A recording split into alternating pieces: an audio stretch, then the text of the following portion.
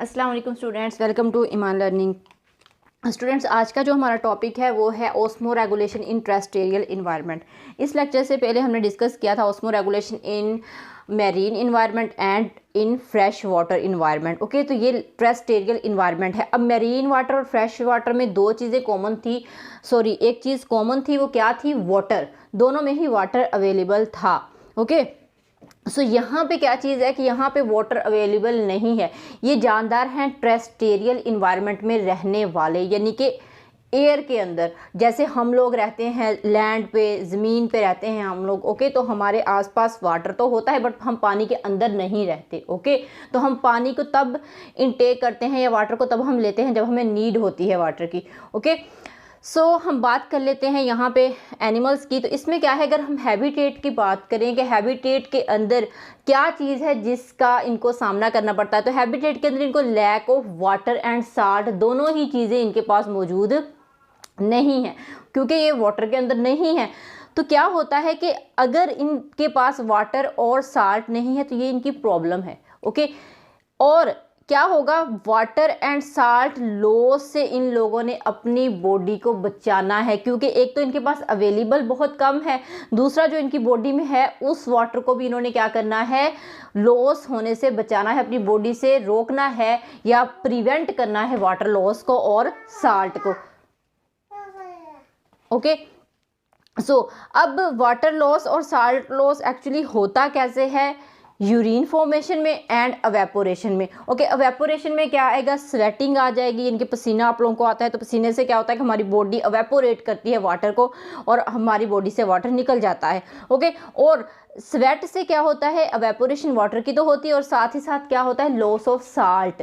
Okay, यानी कि आपकी बॉडी से जो वाटर निकलेगा उसके साथ साथ थोड़ा बहुत साल्ट भी होता है जो जाता है। और इसी तरह यूरिन में, ओके, यूरिन में वाटर और साल्ट दोनों ही जाते हैं, तो यानी कि लॉस होते हैं। तो इस दोनों को इन्होंने बचाना है। ओके, क्योंकि इनके पास पहले ही वाटर कम है और साल्ट भी कम है। अब आ जाते हैं हम अडेप्टेशंस की तरफ कि ऐसे जानदार किस तरह अडेप्टेशन करते हैं, किस तरह अपने आप को इस काबिल बनाते हैं कि वो ओस्मो रेगुलेशन करते हुए इस इन्वायरमेंट के अंदर या टेरेस्ट्रियल इन्वायरमेंट के अंदर सर्वाइव कर सकें।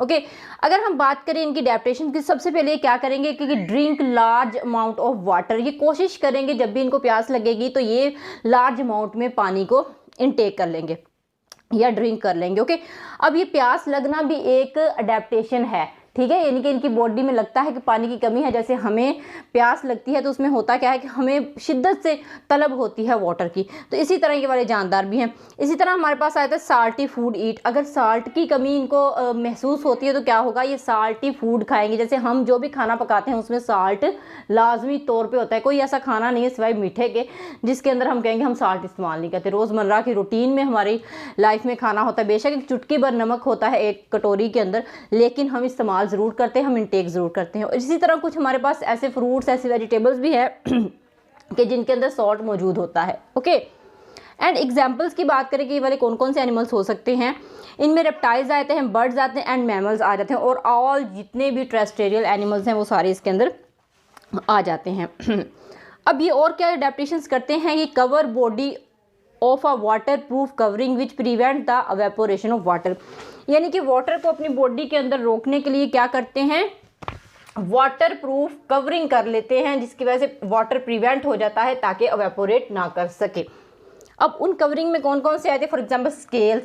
अब ये भी कुछ रिप्टाइल्स जो होते हैं उनके अंदर स्केल्स होते हैं। फीदर्स आप सबको पता है किस पे होते हैं, बर्ड्स में होते हैं फीदर्स। कुछ ऐसे जानदार भी होते हैं जिनमें फीदर लाइक स्किन होती है। इस तरह हेयर्स और फार है जो डिफरेंट मैमल्स पे होती है। कैरोटिनाइज्ड स्किन एंड वैक्सी एक्सोस्केलेटन कहाँ पे होती है, इंसेक्ट के अंदर। ओके, तो ये जानदार क्या करते हैं कि अपनी स्किन के ऊपर या अपनी बॉडी के ऊपर ऐसी कवरिंग कर लेंगे जो वाटर लॉस को कम कर देती है, वाटर लॉस को रिड्यूस कर देती है। और दूसरी मैंने आपको बताया कि the loss of water through urine and faeces is checked by various mechanism. अब लॉस ऑफ वाटर होता है एक यूरिन के ज़रिए से। ओके, अवेपोरेशन की हमने बात कर ली, जैसे मैंने आपको बताया अवेपोरेशन से भी लॉस ऑफ वाटर होता है, और दूसरा होता है यूरिन के ज़रिए से। अब जो यूरिन के ज़रिए से वाटर लॉस होता है उसको भी चेक किया जाता है, ठीक है। यूरिन जो बनता है उसको प्रॉपर चेक सिस्टम लगाया हुआ है कि उसमें कहीं एक्सेस वाटर तो नहीं चला गया, अगर जा भी रहा है तो उसको दोबारा से रीअब्जॉर्ब कर लिया, जब वहाँ पे फिल्ट्रेट लगे होते हैं ताकि रीअब्जॉर्प्शन हो सके। तो इसमें क्या होता है, रेक्टम एंड क्लोएका होते हैं डिफरेंट बर्ड्स और रेप्टाइल्स के अंदर। ओके, तो ये क्या करते हैं, उसको चेक करते हैं, अगर वाटर ज़्यादा जा रहा है यूरिन में तो क्या होता है कि रीअब्जॉर्प्शन हो जाती है, उसको फिल्टर कर लिया जाता है मज़ीद, ताकि पानी कम से कम जा सके और ज़्यादा से ज़्यादा बॉडी में बचाया जा सके।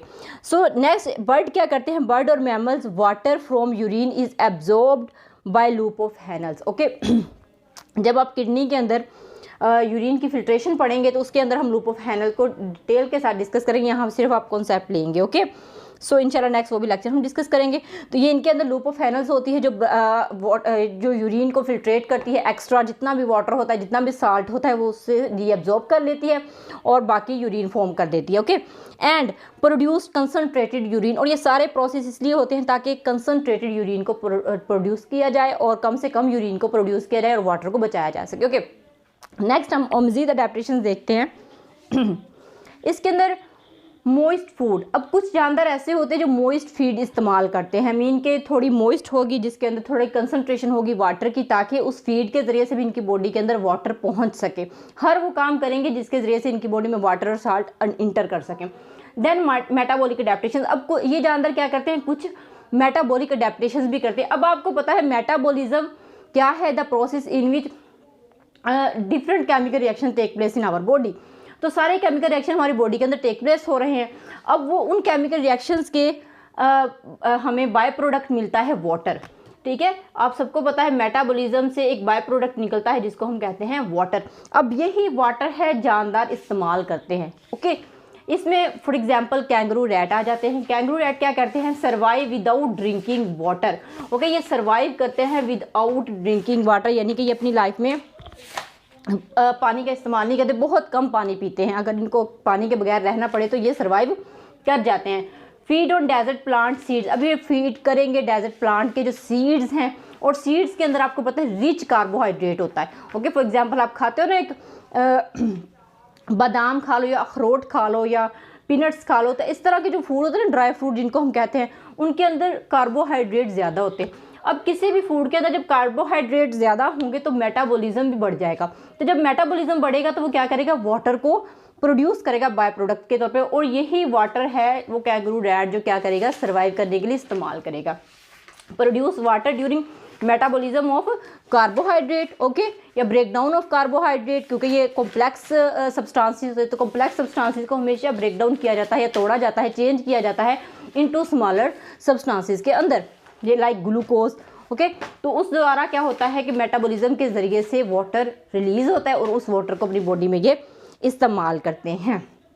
एंड देन नेक्स्ट प्रोसेस आता है एनहाइड्रोबायोसिस। अब कुछ जानदार ऐसे भी होते हैं टेरेस्ट्रियल एनवायरनमेंट के अंदर कि वो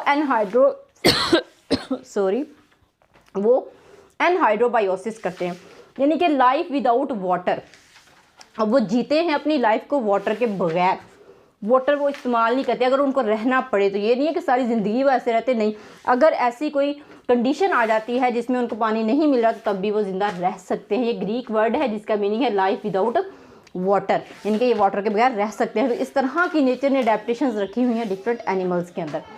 is a process in which organism become almost completely dry and dormant until living conditions improve.